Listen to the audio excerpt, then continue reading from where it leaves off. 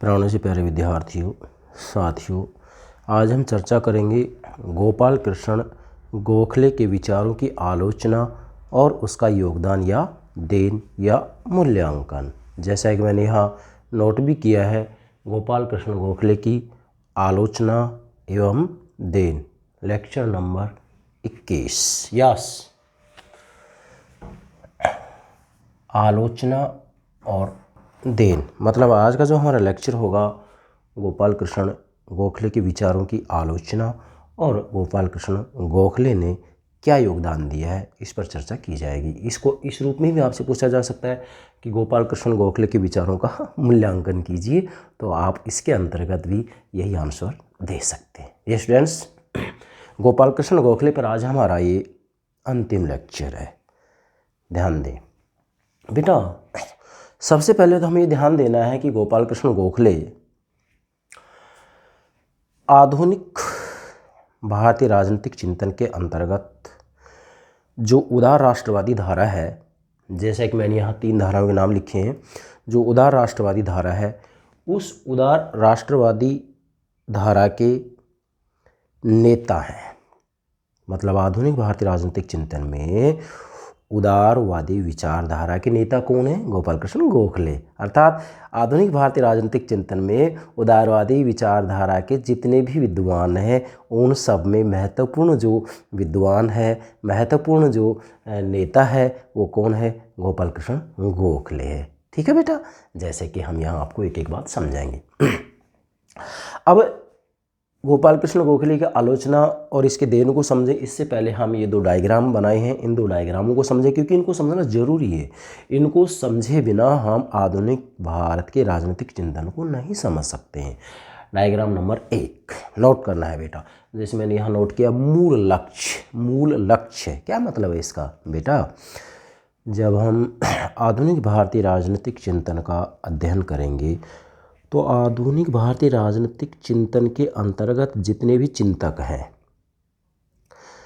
राजा राम मोहन राय से लेकर मोहनदास करमचंद गांधी जी तक। क्या कहा मैंने? राजा राम मोहन राय से लेकर के मोहनदास करमचंद गांधी जी तक जो आधुनिक भारतीय राजनीतिक चिंतक हैं, उन सब का जो मूल लक्ष्य है वो एक समान है। क्या है मूल लक्ष्य? भारत में आत्म चेतना जागृत करना, स्वावलंबन की भावना जागृत करना, आधुनिकता एवं स्वराज्य का अंकुरण तथा परिवर्धन रहा है।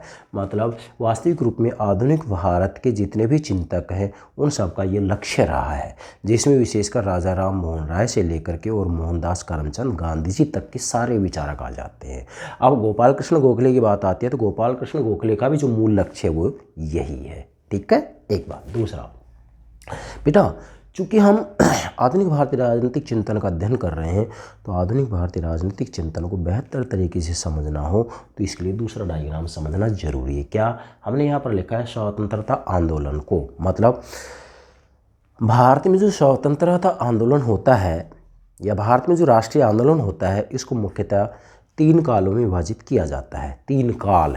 पहला काल उदार राष्ट्रवादी काल। उदार राष्ट्रवादी काल का जो समय है वो होगा 1885 से 1905 तक। मतलब भारतीय राष्ट्रीय कांग्रेस की स्थापना 1885 में की गई। 1885 में की गई किसके द्वारा? एवं उनके द्वारा। तो 1885 से 1905 तक का जो काल है वो उदार राष्ट्रवादी काल है। और उदार राष्ट्रवादी काल का जो महत्वपूर्ण समर्थक विद्वान है वो कौन है? गोपाल कृष्ण गोखले।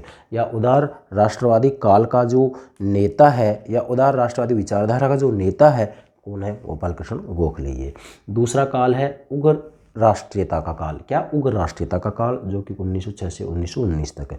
इसके जो महत्वपूर्ण विद्वान हैं, समर्थक कौन है? विशेषकर लाला लाजपत राय, लोकमान्य बाल गंगाधर तिलक, विपिन चंद्र पाल।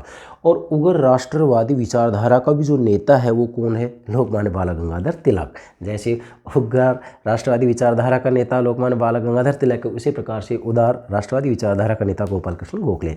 अब आप यहाँ पूछ सकते हैं सर उदार राष्ट्रवादी विचारधारा के और समर्थक कौन कौन है? तो पीछे मैंने सारे समझा दिए हैं। जैसे महादेव गोविंद रानड़े हैं, दादा भाई नौरोजी हैं, सूर्यनाथ बनर्जी हैं, फिरोज साहब मेहता हैं, और ये गोपाल कृष्ण गोखले हैं। और उग्र राष्ट्रवादी विचारधारा के अंतर्गत विशेषकर 3 आते हैं, लाल बाल पाल, जिसमें महत्वपूर्ण लोकमान्य बाल गंगाधर तिलक है। बेटा स्वतंत्रता आंदोलन का जो तीसरा काल है वो गांधी युग है। मतलब वास्तविक रूप में देखा जाए तो राष्ट्रीय आंदोलन का या स्वतंत्रता आंदोलन का जो तीसरा काल है वो गांधी युग है, 1920 से 1947 तक। इसके अंतर्गत हम मोहनदास करमचंद गांधी जी के विचारों का अध्ययन करेंगे, जो कि आगे चलकर हम आपको अलग से गांधी जी के विचारों के बारे में समझाएंगे। ठीक है बेटा, तो ये दोनों डायग्राम आप पहले नोट करेंगे, जिससे कि हम गोपाल कृष्ण गोखले की आलोचना को और इसके योगदान को अच्छे से समझ सकें। यस, अब इसके हमने दो पार्ट बना दिए हैं, पहला आलोचना और दूसरा देन। मतलब गोपाल कृष्ण गोखले के विचारों की किस आधार पर आलोचना की जाती है और गोपाल कृष्ण गोखले ने क्या कुछ योगदान या देन दी है, किसको, भारतीय राजनीतिक चिंतन को। ठीक है,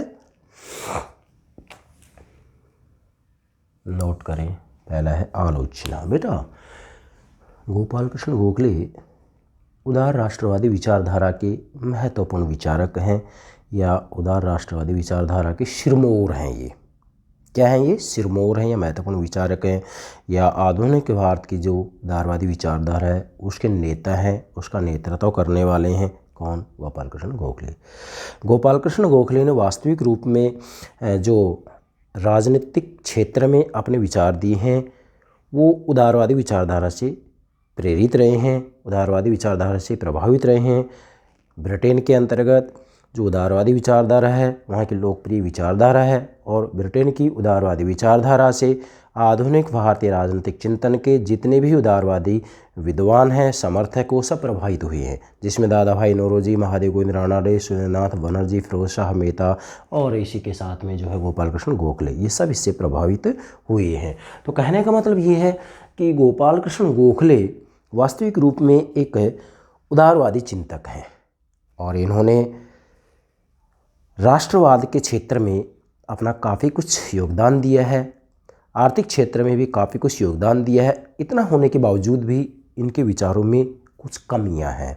वो कमियां क्या हैं, पहले हम कमियों की बात करेंगे, फिर इसके योगदान की बात करेंगे। चलिए बेटा, हमने दो बिंदु बनाए हैं इसकी आलोचना को समझने के लिए। पहला है चिंतन में आधारभूत विरोध, तो आप नोट करेंगे गोपाल कृष्ण गोखले के चिंतन में आधारभूत अंतर विरोध है। मतलब गोपाल कृष्ण गोखले के जब हम विचारों का अध्ययन करते हैं, गोपाल कृष्ण गोखले के भले ही हम राजनीतिक विचारों का अध्ययन करें हैं, आर्थिक विचारों का अध्ययन करें, मतलब गोपाल कृष्ण गोखले के चिंतन में अंतर विरोध है। ये एक तरफ कुछ कहते हैं, दूसरी तरफ कुछ कहते हैं। बेटा अंतर विरोध तो प्रत्येक राजनीतिक विचारक के विचारों में पाया जाता है, भले ही पश्चिम के प्लेटो अरस्तु ले लें, या फिर जो है भारत का प्राचीन भारतीय चिंतन के अंतर्गत मनु लें, कौटिल्य ले लें, शुक्र लें, या आधुनिक भारतीय राजनीतिक चिंतन में राजा राम मोहन राय ले लें, हैं, और भले ही आप गोपाल कृष्ण गोखले ले लें, गांधी जी ले लें, सबके विचारों में अंतर विरोध पाया जाता है। और मैं तो ये कहूँगा कि दैनिक जीवन में हमारे विचारों में भी अंतर विरोध पाया जाता है। आप देखते होंगे अपने विद्यार्थी जीवन में कभी कभी आपके मुख से ये बात निकल जाती है, अपने मित्र से कह देते हैं कि भाई जो भी नाम है, देवेंद्र, अनिल, सुनील, है कुछ भी है, आप कहेंगे कि भाई सुनील ऐसा है, आप हमेशा दो तरफा बात करते हैं। तो दो तरफा बात करने का मतलब वो ये अंतर विरोध है, अर्थात एक तरफ कुछ कह रहे हैं, दूसरी तरफ कुछ कह रहे हैं।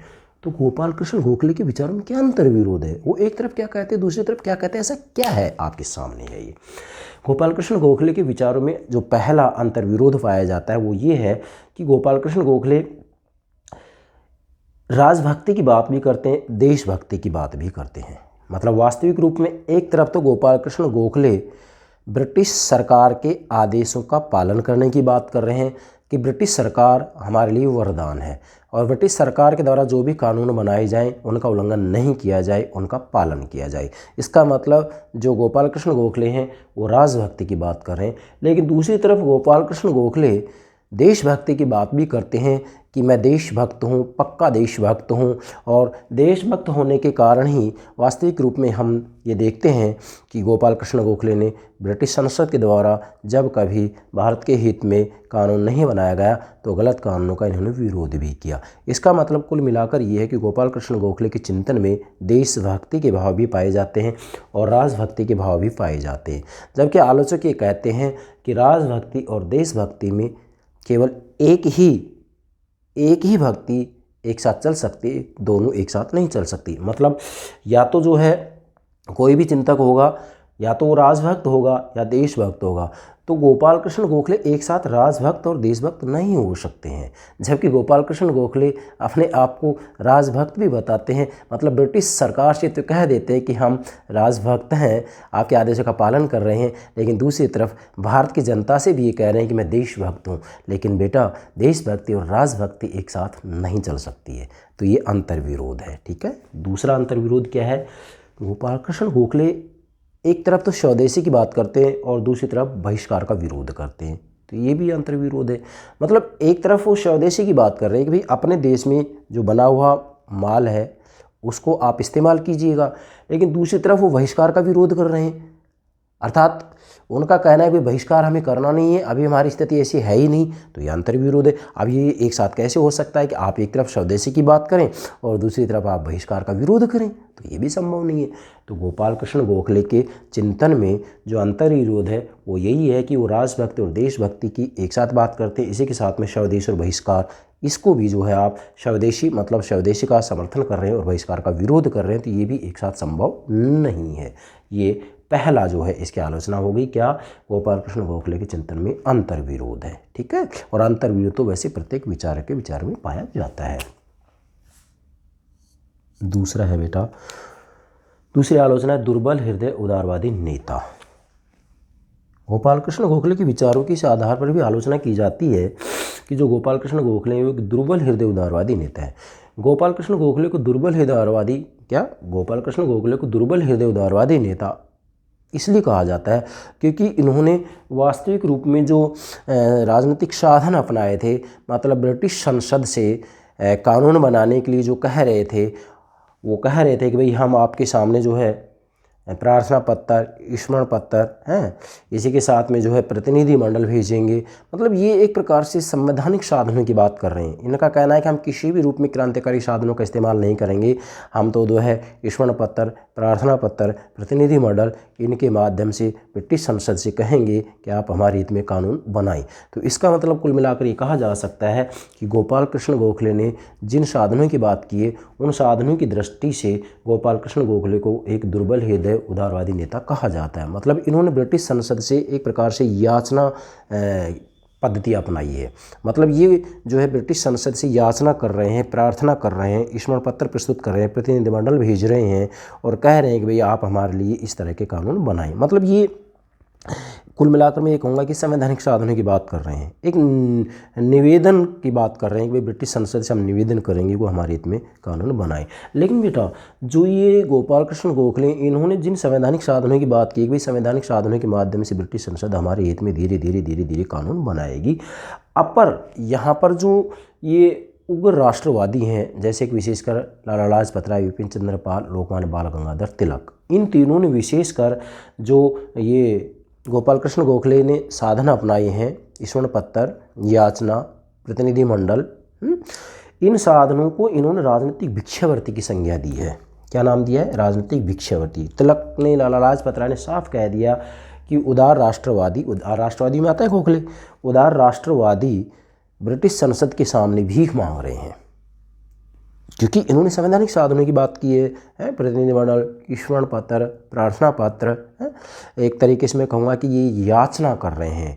और लाला लाजपत राय, लोकमान्य बाल गंगाधर तिलक ने तो यहाँ तक कह दिया है कि ये ब्रिटिश संसद के सामने गिड़गिड़ा रहे हैं, याचना कर रहे हैं, इसलिए इन्होंने कह दिया कि आप लोग भीख मांगते हैं। क्या कह रहे हैं? उदार राष्ट्रवादियों से, जिसमें उदार राष्ट्रवादी में गोपाल कृष्ण गोखले उदार राष्ट्रवादी विचारधारा के नेता हैं। तो हम ये कहेंगे कि गोखले से कह रहे हैं, ये क्या कह रहे हैं कि आप लोग भीख मांग रहे हैं और भीख मांगने वालों का भी भीख नहीं मिलती और मिलनी भी नहीं चाहिए। क्यों? क्योंकि गोखले कह रहे हैं कि पहले आप हमारी जो समाज व्यवस्था है इसको सुधरने दें, समाज व्यवस्था सुधर जाए, हैं, उसके बाद में जैसे हम सत्ता संभालने लायक हो जाएंगे। तो ब्रिटिश सरकार तो बहुत ही दयालु है, ब्रिटिश सरकार हमारे लिए वरदान है, तो हम ये आज़ादी दे देंगे। तो ये तो भीख मांग रहे हैं एक तरीके से। इसलिए जो गोपाल कृष्ण गोखले के द्वारा साधन अपनाए गए हैं कि भाई इन साधनों का प्रयोग कीजिएगा, धीरे धीरे हमें आज़ादी मिल जाएगी।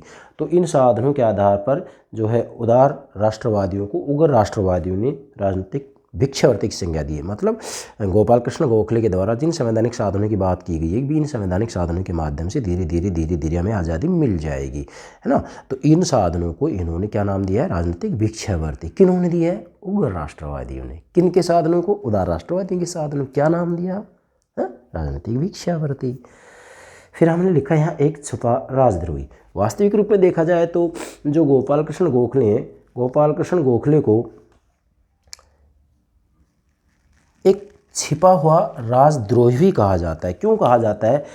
क्योंकि एक तरफ तो ये कह रहे हैं, क्या कह रहे हैं कि भाई हम संवैधानिक साधनों का इस्तेमाल करेंगे, लेकिन दूसरी तरफ है वास्तव में जो ब्रिटिश नौकरशाही है वो ये कह रही है कि छिपे हुए राजद्रोही है। क्योंकि ब्रिटिश संसद के द्वारा जब भी इनके अनुरूप कानून नहीं बनाया जाता था तो ये ब्रिटिश संसद में उसका विरोध करते थे, और विरोध करते थे तो ब्रिटिश नौकरशाही के द्वारा साफ कह दिया गया कि एक छिपे हुए राजद्रोही हैं। अब आप देखिएगा गोपाल कृष्ण गोखले ने जीवन पर्यंत प्रयास किया, उसके बावजूद भी दो तरफा इनके ऊपर गोलाबारी हुई।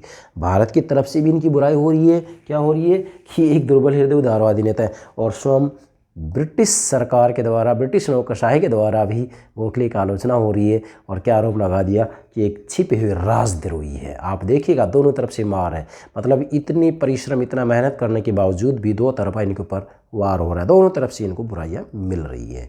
तो ये जो है गोपाल कृष्ण गोखले की चिंतन की आलोचना हो गई। इसके अंतर्गत सभी महत्वपूर्ण बातें आ जाती हैं। आगे इधर आएंगे हम। गोपाल कृष्ण गोखले के चिंतन की देन, योगदान, देन या योगदान या महत्व या मूल्यांकन। यस, गोपाल कृष्ण गोखले ने वास्तविक रूप में सामाजिक, आर्थिक, राजनीतिक चिंतन के क्षेत्र में अमूल्य देन दी है। क्या देन दी है, इसको हम 8 बिंदुओं के माध्यम से समझेंगे। और नीचे यहाँ पर मैंने जो है 4 वाक्यांश भी नोट किए विद्वानों के, इनके माध्यम से आप अच्छे से समझ सकते हैं कि गोपाल कृष्ण गोखले ने वास्तविक रूप में भारतीय राजनीतिक चिंतन के क्षेत्र में क्या योगदान दिया है। पहला है एक प्रमुख भारतीय उदारवादी। नोट करें, एक प्रमुख भारतीय उदारवादी। बेटा, आधुनिक भारतीय राजनीतिक चिंतन की जब हम बात करते हैं तो आधुनिक भारतीय राजनीतिक चिंतन में जो पहला काल आता है वो उदार राष्ट्रीयता का काल आता है। उदार राष्ट्रीयता के काल में जो महत्वपूर्ण विद्वान हैं गोपाल कृष्ण गोखले हैं। लेकिन गोपाल कृष्ण गोखले से पहले दादा भाई नौरोजी, सूर्यनाथ बनर्जी, फिरोज शाह मेहता, महादेव गोविंद रानाडे, इन सब ने वास्तविक रूप में उदारवादी क्षेत्र में अपने विचार दे दिए थे। लेकिन इसके बावजूद भी जो महत्वपूर्ण प्रमुख भारतीय उदारवादी चिंतक है वो गोपाल कृष्ण गोखले है। अर्थात गोपाल कृष्ण गोखले एक प्रमुख भारतीय उदारवादी चिंतक हैं। क्यों हैं? क्योंकि गोपाल कृष्ण गोखले ने स्पष्ट कर दिया था कि भी विधि के शासन को स्वीकार किया जाए, विधि के शासन की अवधारणा को स्वीकार किया जाए, लोकतांत्रिक संस्थाओं को स्वीकार किया जाए, एक स्वतंत्र एवं निष्पक्ष न्यायपालिका को स्वीकार किया जाए। तो ये जो तीनों बातें हैं ये वास्तविक रूप में उदारवादी विचारधारा के अंतर्गत ही आती हैं, और गोपाल कृष्ण गोखले ने इन तीनों बातों को विशेषकर स्वीकार किया है, स्वीकार करने की बात की है। किससे? ब्रिटिश संसद से। दूसरा है ब्रिटिश राज के प्रति उपयुक्तवादी दृष्टिकोण। बेटा, गोपाल कृष्ण गोखले की चिंतन की जो दूसरी देन है वो है ब्रिटिश राज के प्रति उपयोगितावादी दृष्टिकोण। उपयोगितावादी दृष्टिकोण अर्थात वास्तविक रूप में देखा जाए तो गोपाल कृष्ण गोखले ने साफ कह दिया कि जो ब्रिटिश सरकार है, ब्रिटिश राज है, वो भारत के हित में है। ब्रिटिश राज का जो लक्ष्य है वो इंग्लैंड का विकास करना नहीं है, बल्कि भारत का नैतिक और भौतिक कल्याण करना है। कौन कह रहे हैं ये बात? गोपाल कृष्ण गोखले। लेकिन इसमें सच्चाई नहीं है। ब्रिटिश राज ने कभी भी भारत के नैतिक कल्याण की नहीं सोची थी, बल्कि वो स्वयं अपने हित की बात करते थे। लेकिन गोपाल कृष्ण गोखले ने कह दिया, मतलब ये उपयोगिता की बात कर रहे हैं कि भाई अगर इस समय देखा जाए तो ब्रिटिश राज हमारे हित में है। क्यों है? क्योंकि हमारे यहाँ पर अभी जो अंधविश्वास है उस अंधविश्वास से बाहर निकलने के लिए हमें आधुनिक तत्वों से परिचित होना जरूरी है, और आधुनिक तत्वों से परिचय कौन कराएगा? ब्रिटिश राज कराएगा। इसलिए ये उपयोगिता के आधार पर कह रहे हैं कि जो ब्रिटिश राज है वो हमारे कल्याण के लिए है, हमारे हित के लिए है, और ब्रिटिश राज का जो लक्ष्य है वो भारत का नैतिक और भौतिक कल्याण करना है। इसलिए इन्होंने उपयोगिता के आधार पर ब्रिटिश राज को स्वीकार किया है कि अभी इस समय ब्रिटिश राज हमारे हित में है। एक झटके से यदि हमें आज़ादी की बात करी जाए तो एक झटके से हमें आज़ादी नहीं मिल सकती है, क्योंकि अभी हम इस लायक नहीं हैं। तीसरा है सकारात्मक एवं प्रबुद्ध राष्ट्रवाद का समर्थन। गोपाल कृष्ण गोखले ने यदि देखा जाए तो वास्तविक रूप में एक सकारात्मक एवं प्रबुद्ध राष्ट्रवाद का समर्थन किया है। गोपाल कृष्ण गोखले ने स्पष्ट कर दिया कि भारत के अंतर्गत सभी जाति, धर्म, भाषाएं एकता के रूप में उभर कर सामने आई। हालांकि गोपाल कृष्ण गोखले को एक छिपा हुआ राजद्रोही कहा जाता है, छिपा हुआ राजद्रोही। वो ब्रिटिश नौकरशाही के द्वारा कहा जा रहा है, लेकिन वास्तविक रूप में देखा जाए तो गोपाल कृष्ण गोखले ने, मैंने आगे लिखा है एक छिपा हुआ राजद्रोही, लेकिन फिर भी गोपाल कृष्ण गोखले ने भारत के संदर्भ में एक सकारात्मक और प्रबुद्ध राष्ट्रवाद की बात की है। इन्होंने साफ कह दिया कि यहाँ पर सभी जाति, भाषा और धर्म के लोग एकजुट होकर के रहें। ये एक ऐसे राष्ट्रवाद का समर्थन करना चाह रहे थे जिस राष्ट्रवाद को, जैसा आगे आएगा भी वो, जिस राष्ट्रवाद को एक सामान्य राष्ट्रवाद की संज्ञा दी जाती है। ना तो हिंदू राष्ट्रवाद की बात करते हैं, ना मुस्लिम राष्ट्रवाद की बात करते हैं, बल्कि ये तो एक सामान्य राष्ट्रवाद की बात करते हैं जिसके अंतर्गत सभी जाति, भाषा, धर्म के लोग एकजुटता को प्राप्त होंगे। चौथा है उदारवादी आर्थिक चिंतन का विकास। गोपाल कृष्ण गोखले के चिंतन की जो चौथी देन है वो है उदारवादी आर्थिक चिंतन का विकास। गोपाल कृष्ण गोखले ने स्पष्ट कर दिया था कि जो हमारी अर्थव्यवस्था है, गोपाल कृष्ण गोखले के समय में अर्थव्यवस्था है, उस अर्थव्यवस्था को यदि विकास करना है, उस अर्थव्यवस्था को आगे बढ़ना है, तो इसके लिए इन्होंने उदारवादी आर्थिक चिंतन के क्षेत्र को बढ़ाया, उसके विकास की बात की, जिसके अंतर्गत गोपाल कृष्ण गोखले ने कह दिया कि भारत के संदर्भ में देखा जाए तो मुक्त व्यापार की नीति श्रेष्ठ नहीं है, बल्कि मर्यादित मुक्त व्यापार की नीति अपनाई जाए। मतलब मुक्त व्यापार यदि होगा तो इसमें जो भारत के उद्योग हैं वो ब्रिटिश उद्योगों से बराबर नहीं कर सकते, क्योंकि भारतीय उद्योग पिछड़े हुए हैं। इसलिए यहाँ मुक्त व्यापार की नीति नहीं हो, बल्कि मर्यादित व्यापार की नीति हो, और इसी के साथ में संरक्षण की नीति के ऊपर बल दिया गोपाल कृष्ण गोखले ने। मतलब गोपाल कृष्ण गोखले ने कहा कि भारत के जो उद्योग हैं, जो पिछड़े हुए उद्योग हैं, इन उद्योगों के ऊपर ब्रिटिश सरकार के द्वारा ध्यान दिया जाना चाहिए, और जो उद्योग बंद हो गए उन उद्योगों को चालू कराने के लिए उनको पूंजी दी जाए। जिन उद्योगों को नुकसान हो रहा है उनकी जो है ब्रिटिश सरकार के द्वारा सहायता की जानी चाहिए। इसलिए गोपाल कृष्ण गोखले ने मर्यादित व्यापार की नीति एवं संरक्षण की नीति को अपनाने की बात की। सबसे महत्वपूर्ण बात है। यस, आगे बढ़ते हैं।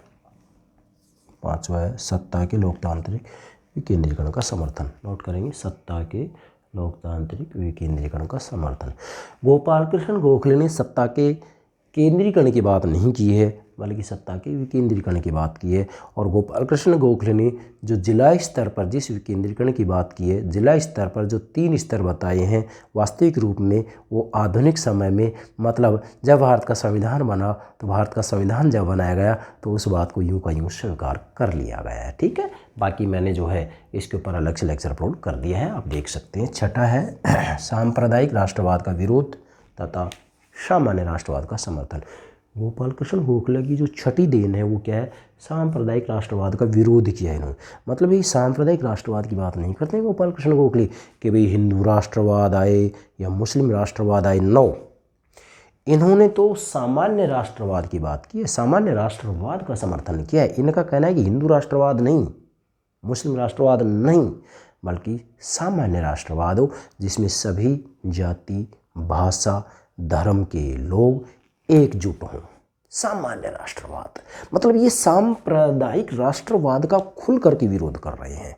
ये बहुत महत्वपूर्ण देन है इनकी। सामान्य राष्ट्र, यस, अगर सामान्य राष्ट्रवाद वाकई व्यवहार के स्तर पर आ जाए तो डेफिनेटली जो है सांप्रदायिक दंगे नहीं होंगे। ठीक है। 7वां है राष्ट्र निर्माण में शिक्षा के महत्व का प्रतिपादन। बेटा, गोपाल कृष्ण गोखले ने साफ कर दिया कि अगर राष्ट्र का निर्माण करना है तो राष्ट्र के निर्माण के लिए सबसे अच्छा जो साधन है वो शिक्षा है। क्या है? शिक्षा है। और इसके लिए इन्होंने दक्षिण शिक्षा समाज और दक्षिण सभा नामक संस्थाएं स्थापित की और इन्होंने जो है राष्ट्र निर्माण में शिक्षा के महत्व के ऊपर बल दिया। और ये बात सत्य है कि अगर राष्ट्र का निर्माण आपको अच्छे से करना है तो इसका एक ही महत्वपूर्ण साधन है, वो शिक्षा है। अंतिम 8वां राजनीति के आध्यात्मिकरण की शुरुआत। बेटा, राजनीति के आध्यात्मिकीकरण की बात की जाती है, अर्थात राजनीति का आधार धर्म और नैतिकता होना चाहिए। तो इसकी आधुनिक भारतीय राजनीतिक चिंतन में जो शुरुआत करने वाले विद्वान हैं वो कौन है? गोपाल कृष्ण गोखले हैं। गोपाल कृष्ण गोखले ने साफ कर दिया कि राजनीति का आधार नैतिकता होनी चाहिए, राजनीति का आधार धर्म होना चाहिए, मतलब राजनीति का आधार नैतिकता और धर्म होना चाहिए। अर्थात राजनीति वास्तविक रूप में नैतिक मूल्यों पर आधारित होनी चाहिए, छल कपट पर आधारित नहीं होनी चाहिए। जैसा कि इटली के जो मैकियावली हैं, जो कि पश्चिम के संदर्भ में आधुनिक भारतीय राजनीतिक चिंतन के जनक भी माने जाते हैं। कौन? इटली के मैकियावली। आधुनिक भारतीय राजनीतिक चिंतन के जनक तो राजा राम मोहन राय हैं, लेकिन पश्चिम की बात की जाती है तो आधुनिक भारतीय राजनीतिक चिंतन के जनक कौन है? मैकियावली। तो मैकियावली ने साफ कह दिया है कि राजनीति का और धर्म का कोई संबंध नहीं है, अलग हैं दोनों। सबसे पहले मैकियावली इन दोनों को अलग किया। लेकिन भारत की बात की जाती है, आधुनिक भारतीय राजनीतिक चिंतन की बात की जाती है तो गोपाल कृष्ण गोखले ने सबसे पहले कह दिया कि राजनीति का आधार धर्म नैतिकता होना चाहिए। इसी बात को आगे चल करके मोहनदास करमचंद गांधी जी ने भी स्वीकार किया। इसीलिए जो मोहनदास करमचंद गांधी जी हैं, गांधी जी ने अपना जो राजनीतिक गुरु माना है वो गोपाल कृष्ण गोखले को ही माना है। किसको माना है? गोपाल कृष्ण गोखले को। क्योंकि गोपाल कृष्ण गोखले ने राजनीति के आध्यात्मिकीकरण किया है। गोपाल कृष्ण गोखले ने साफ कह दिया कि भी साध्य और साधन दोनों पवित्र होने चाहिए। जैसे गोपाल कृष्ण गोखले ने कहा कि भाई हमारा साध्य ये है कि धीरे धीरे धीरे धीरे संवैधानिक साधनों के माध्यम से ब्रिटिश संसद अच्छे कानून बनाए, धीरे धीरे में आज़ादी मिल जाए। अब अगर हमारा ये साध्य है तो साधन भी पवित्र हो, मतलब गोपाल कृष्ण गोखले कह रहे हैं कि साध्य और साधन पवित्र होने चाहिए। तो साधन, इन्होंने संवैधानिक साधनों की बात की है। अब यही बात मोहनदास करमचंद गांधी ने स्वीकार की। गांधी जी ने भी साध्य और साधन की पवित्रता की बात की है, जिसको कि साध्य और साधन का सिद्धांत कहा जाता है ना। तो गांधी जी ने साफ कह दिया कि भाई हमारा जो साधन है संवैधानिक साधन है, सत्य अहिंसा सत्याग्रह के प्रयोग के आधार पर हम आज़ादी को प्राप्त करेंगे। हम आंदोलन, क्रांति, हिंसा ये नहीं करेंगे, हम संवैधानिक साधनों का ही प्रयोग करेंगे, अर्थात सत्य अहिंसा और सत्याग्रह की इन्होंने बात की। किसने? गांधी जी ने। तो ये बात इन्होंने कहाँ से सीखी है? गोपाल कृष्ण गोखले से सीखी है।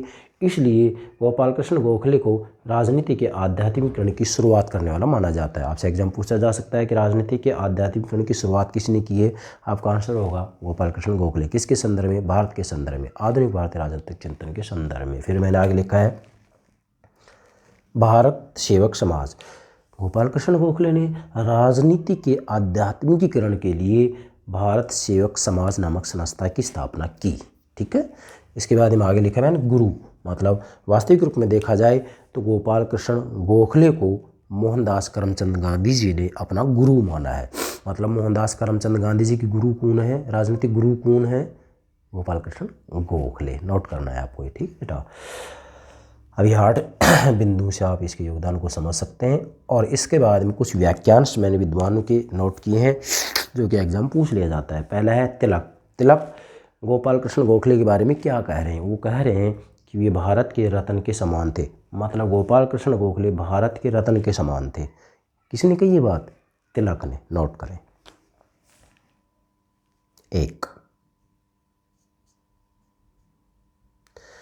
दूसरा लाला लाजपत राय। बेटा लाला लाजपत राय जो उग्र राष्ट्रीयता के काल में आते हैं या उग्र राष्ट्रवादी विचारधारा के जो समर्थक हैं, सदस्य हैं, वो लाला लाजपत राय भी हैं। लाला लाजपत राय, बिपिन चंद्र पाल, लोकमान्य बाल गंगाधर तिलक।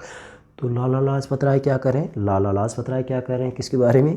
गोखले के बारे में। ये कह रहे हैं कि वे मतलब गोखले, गोपाल कृष्ण गोखले, वे राष्ट्रीय दृष्टिकोण से कांग्रेस के सर्वोत्तम तत्वों में से एक थे। फिर से, वे राष्ट्रीय दृष्टिकोण से कांग्रेस के सर्वोत्तम तत्वों में से एक थे। कौन? गोखले। फिर तीसरे नंबर पर पंडित जवाहरलाल नेहरू कह रहे हैं गोखले के बारे में कि गोखले स्वशासन के एक महान देवदूत थे। नोट करेंगे, गोपाल कृष्ण गोखले स्वशासन के एक महान देवदूत थे। किसने कही है ये बात? नेहरू ने। और अंतिम जो चौथा है वह है वीपी वर्मा। वीपी वर्मा, विश्वनाथ प्रसाद वर्मा। वीपी वर्मा की एक पुस्तक भी आती है, आधुनिक भारतीय सामाजिक एवं राजनीतिक चिंतन। आधुनिक भारतीय सामाजिक एवं राजनीतिक चिंतन। अगर किसी विद्यार्थी को आधुनिक भारत के सामाजिक एवं राजनीतिक चिंतन की गहराई में जाना हो, गंभीरता में जाना हो, बहुत गंभीरता में जाना हो, तो आप वीपी वर्मा की किताब खरीद सकते हैं। क्या नाम है? आधुनिक भारतीय सामाजिक एवं राजनीतिक चिंतन। ये तो भारत के संदर्भ में है। और दूसरी तरफ अगर पश्चिम के संदर्भ में बात की जाए तो इसके लिए प्रभुदत्त शर्मा की किताब आती है, प्रभुदत्त शर्मा की पश्चिमी राजनीतिक चिंतन का इतिहास। ये खरीदिएगा और इन दोनों किताबों को पढ़िएगा। इससे आप पूर्वी चिंतन, पूर्वी राजनीतिक चिंतन और पश्चिमी राजनीतिक चिंतन, इन दोनों में निष्णात हो जाएंगे। मतलब आपको पूर्ण जानकारी हो जाएगी। ठीक है। वीपी वर्मा क्या कह रहे हैं? वीपी वर्मा कह रहे हैं कि गोपाल कृष्ण गोखले के चिंतन की दो देन है। इंट्रोड कौन शुरू करेंगे? गोपाल कृष्ण गोखले के चिंतन की दो देन है। एक तो है नैतिक स्वरूप पर बल। मतलब गोपाल कृष्ण गोखले ने राजनीति में नैतिकता का प्रयोग किया जाए, नैतिक मूल्यों का प्रयोग किया जाए। अर्थात गोपाल कृष्ण गोखले ने राजनीति के आध्यात्मिकीकरण की बात की है। दूसरा, यहाँ गोपाल कृष्ण गोखले आत्म संयम, विवेक, सहमति पर आधारित राजनीतिक तकनीकों का समर्थन करते हैं। फिर से आत्म संयम, विवेक, सहमति या समझौता, सहमति पर आधारित राजनीतिक तकनीकों का समर्थन करते हैं। मतलब गोपाल कृष्ण गोखले के बारे में वीपी वर्मा कह रहे हैं कि ये राजनीतिक नैतिक स्वरूप पर बल देते हैं। आप नोट करेंगे इसको। वीपी वर्मा के अनुसार गोखले की दो देन है। गोखले राजनीति के, ऐसे जैसे मैं बोल रहा हूँ ऐसे नोट करेंगे, राजनीति के नैतिक स्वरूप पर बल देता है। राजनीति के नैतिक स्वरूप पर बल देता है। मैंने इसको ऐसे लिख दिया है, नैतिक स्वरूप पर बल, कोष्टक में राजनीति, तो आप ऐसे लिखेंगे राजनीति के नैतिक स्वरूप पर बल देता है। दूसरा, आत्म संयम, विवेक, सहमति या समझौते पर आधारित राजनीतिक तकनीकों का समर्थन करता है। कौन? गोपाल कृष्ण गोखले। ये वीपी वर्मा ने इसकी दो देन बताई है। और ये जो अंतिम वीपी वर्मा ने दो देन बताई है बहुत महत्वपूर्ण है। मैंने आपको कहा ना कि वीपी वर्मा की किताब यदि आप पढ़ते हैं तो डेफिनेटली आधुनिक भारत के सामाजिक व राजनीतिक चिंतन को आप गहराई से, गंभीरता के स्तर पर समझ सकते हैं। ये हो गया आज हमारा गोपाल कृष्ण गोखले के विचारों की आलोचना और देन। इसमें सारी बातें समाहित हो जाती हैं। यदि आज का लेक्चर भी आप अच्छे समझ जाते हैं तो गोपाल कृष्ण गोखले को समग्र रूप में आप समझ सकते हैं। मुझे पूरा विश्वास है आप गोपाल कृष्ण गोखले के विचारों की आलोचना और देन या योगदान को अच्छे से समझ गए होंगे। यस बेटा, okay, thank you very much, thank you very much.